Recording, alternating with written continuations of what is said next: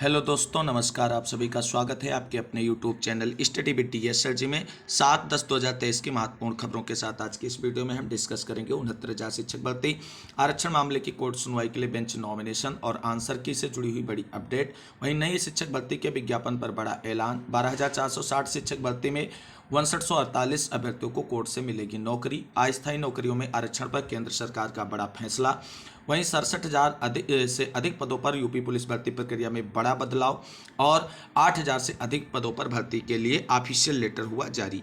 सभी खबरों को विस्तार पूर्वक जानने के लिए वीडियो में अंत तक बने रहें और प्लीज़ वीडियो को लाइक करें, दोस्तों में शेयर करें। जितने भाई बहन चैनल पर पहली बार विजिट करें उनसे निवेदन है कि प्लीज़ चैनल को सब्सक्राइब करके बेल आइकन दबा लें लेटेस्ट अपडेट पाने के लिए। तो आइए साथियों, शुरू करते हैं आज का ये वीडियो और देख लेते हैं आज की महत्वपूर्ण खबरों को। सबसे पहले बात कर लेते हैं नौकरियों में अस्थायी पदों पर आरक्षण को लेकर के केंद्र सरकार के बड़े फैसले से जुड़ी हुई आज की बड़ी अपडेट के बारे में। तो केंद्र सरकार ने उच्चतम न्यायालय को सूचित किया है कि 45 दिन या उससे अधिक समय तक चलने वाली अस्थायी नियुक्तियों में अनुसूचित जाति, अनुसूचित जनजाति और अन्य पिछड़ा वर्ग के लिए आरक्षण दिया जाएगा। केंद्र ने कहा कि सभी मंत्रालयों और विभागों को अस्थायी पदों पर इस आरक्षण को सख्ती से लागू करने के निर्देश जारी किए गए। केंद्र सरकार ने अस्थायी नौकरियों में एससी, एसटी, ओबीसी आरक्षण की मांग करने वाली एक याचिका का जवाब देते हुए अदालत को पिछले साल नवंबर में कार्मिक और प्रशिक्षण विभाग, कार्मिक लोक शिकायत और पेंशन मंत्रालय, भारत सरकार द्वारा जारी कार्यालय ज्ञापन संख्या के बारे में सूचित किया। यह दोहराया गया कि केंद्र सरकार के पदों पर सेवाओं में नियुक्तियों के संबंध में अस्थायी नियुक्तियों में भी अनुसूचित जात, अनुसूचित जनजात, अन्य पिछड़ा वर्ग के अभ्यर्थियों के लिए आरक्षण होगा जो 45 दिनों या उससे अधिक समय तक चलेगा। निर्देशों का सख्त अनुपालन होगा। मंत्रालय ने कहा है कि इन निर्देशों का सख्त अनुपालन के लिए सभी संबंधितों को सूचित किया जाना चाहिए। न्यायमूर्ति संजीव खन्ना और न्यायमूर्ति SBN भट्टी की पीठ ने याचिका का निपटारा कर दिया। न्यायालय ने स्पष्ट किया कि यदि इस कार्यालय ज्ञापन का उल्लंघन होता है तो याचिकाकर्ता या पीड़ित पक्ष कानून के अनुसार उचित उपाय का सहारा लेने के लिए स्वतंत्र होगा। पीठ ने इसके अलावा केंद्र सरकार की ओर से पेश वकील का बयान दर्ज किया कि कार्यालय ज्ञापन का पालन करने में विफलता के मामलों से निपटने के लिए एक सिस्टम मौजूद है।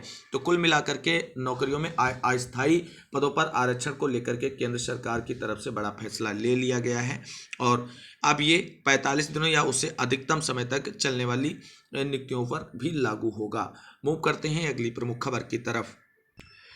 अगली प्रमुख खबर निकलकर आ रही है निकायों में तकनीकी के साथ सभी रिक्त पदों पर जल्द भर्ती को लेकर के।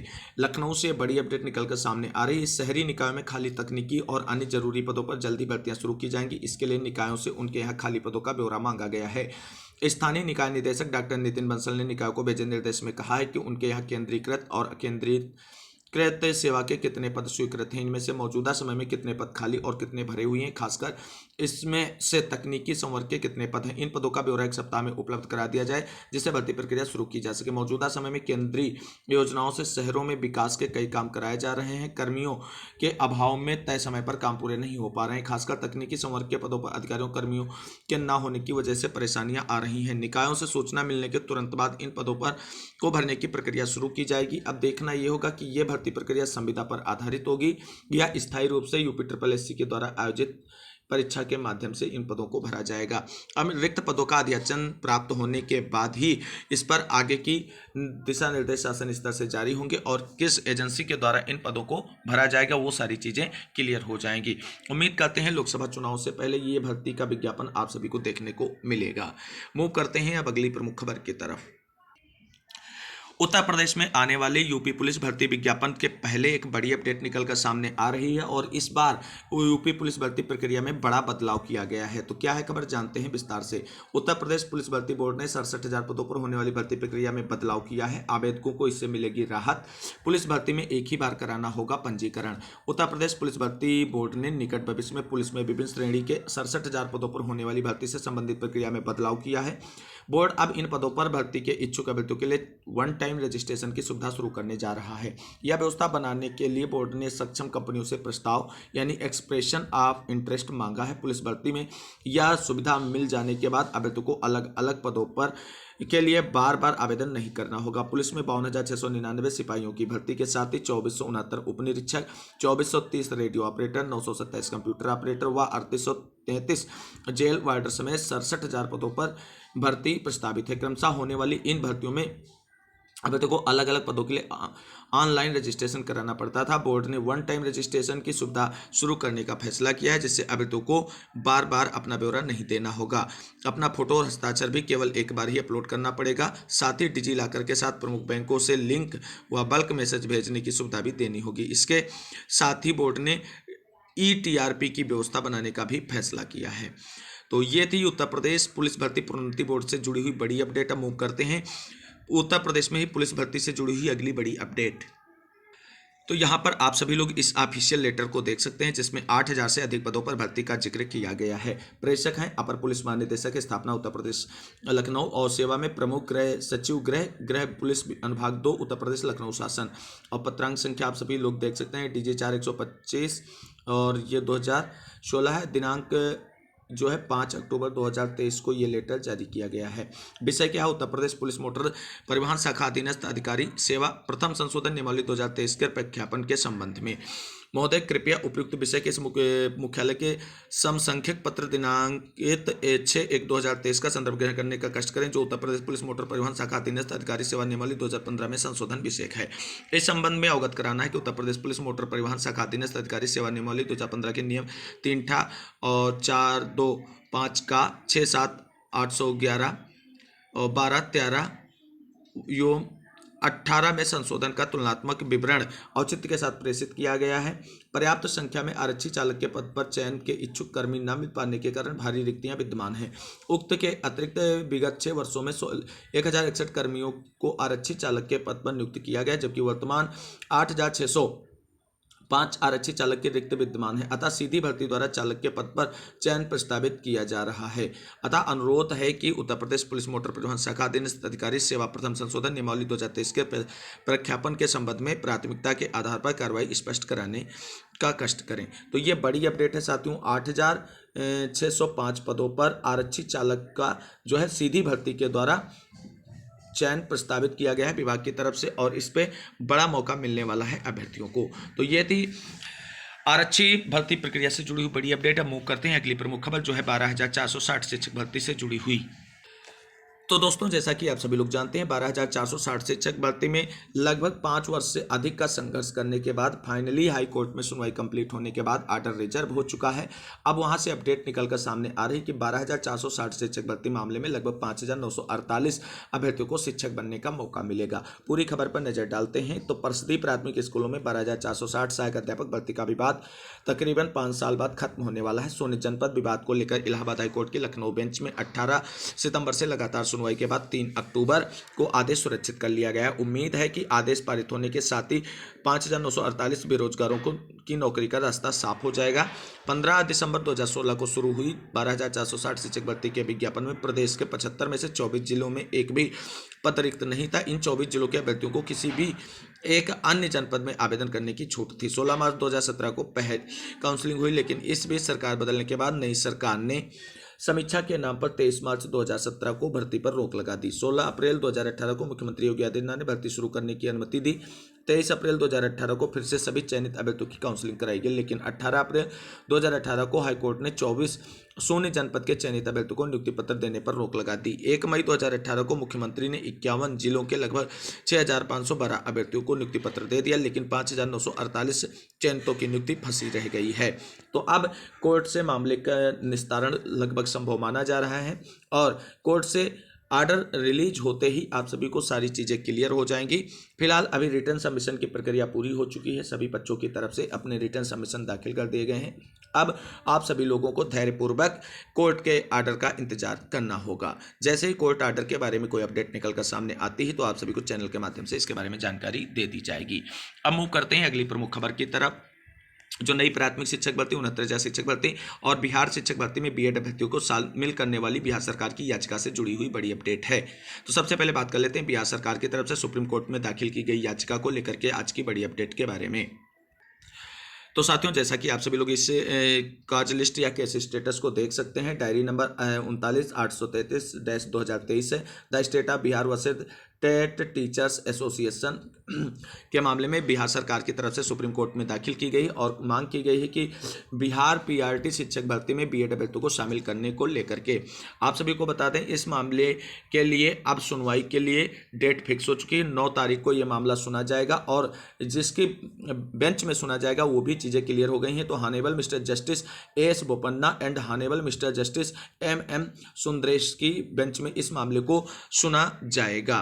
तो उम्मीद करते हैं कि 9 तारीख को एक धमाकेदार सुप्रीम कोर्ट में बहस देखने को मिलेगी बिहार सरकार की तरफ से बीएड अभ्यर्थियों को शामिल करने वाली याचिका पर। उम्मीद करते हैं कि सुप्रीम कोर्ट की तरफ से बीएड अभ्यर्थियों को राहत मिलेगी, लेकिन देखना यह है कि 11 अगस्त के आर्डर का जो रिलीज किया गया था सुप्रीम कोर्ट की तरफ से उसी के अनुपालन में ये बेंच भी आदेश देगी या बीएड अभ्यर्थियों को राहत मिलेगी। जो भी अपडेट होगी 9 तारीख को इससे जुड़ी हुई सुप्रीम कोर्ट से आएगी, आप सभी को उसके बारे में जानकारी डिस्कस की जाएगी।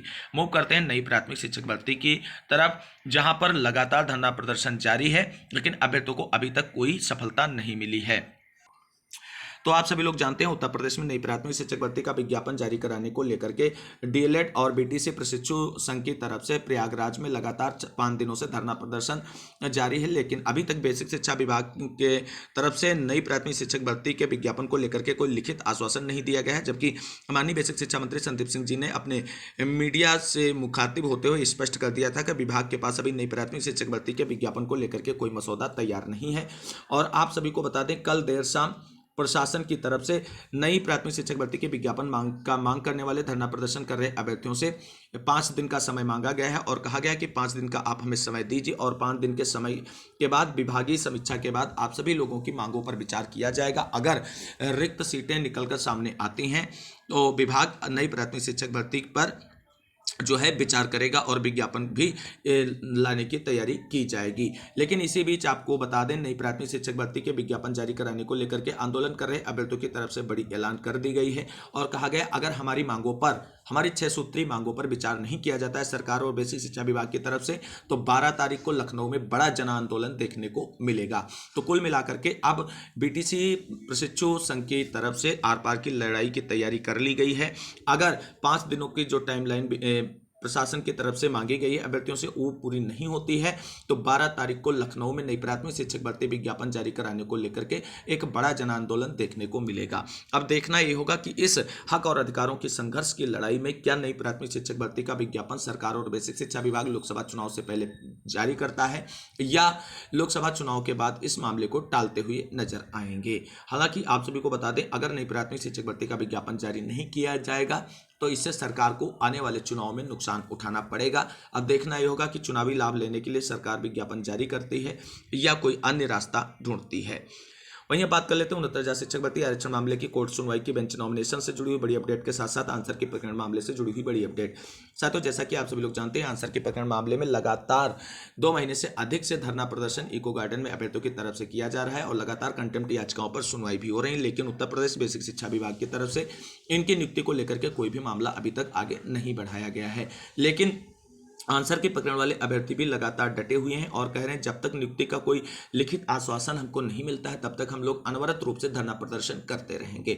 हालांकि आप सभी को बता दें आंसर के पकड़ने वाले अभ्यर्थियों की नियुक्ति प्रक्रिया का आदेश सुप्रीम कोर्ट से और बेसिक शिक्षा विभाग को इस मामले में आगे कार्रवाई बढ़ानी चाहिए, लेकिन बेसिक शिक्षा विभाग 69,000 शिक्षक भर्ती आरक्षण विसंगति मामले के बहाना देकर के इस मामले को लटकाए हुए है।